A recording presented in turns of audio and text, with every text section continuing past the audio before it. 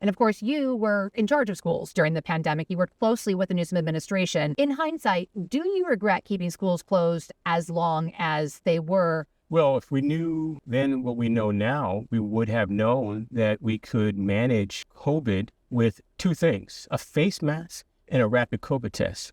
Tony Thurmond is one of the high-profile Democrats running to replace California Governor Gavin Newsom when he terms out next year.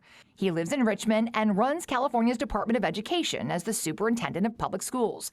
He was previously a California Assembly member, and he says he's running for governor because, quote, California is at a critical inflection point that could lead to prosperity for all or a further decline for working Californians.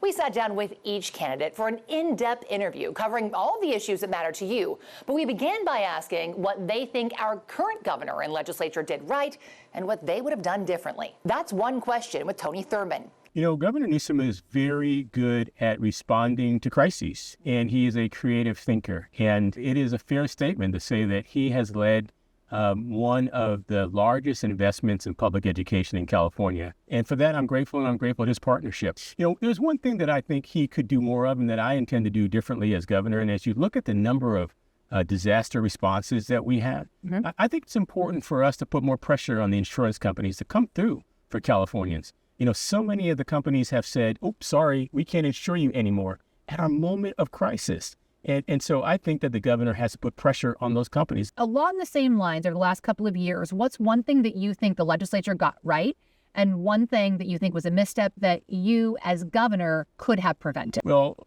when I served in the legislature and there were surpluses, you know, I was encouraging the legislature to invest $1 billion in affordable housing right off the top. You know, legislators are always thinking about all the different projects that they want to support in their district, and that's great. But it didn't really coalesce into a formal approach for building more housing. We need to have more housing units in the state. I think that's where we have to put our greatest emphasis because the American dream is slipping away from Californians and their ability to own a home.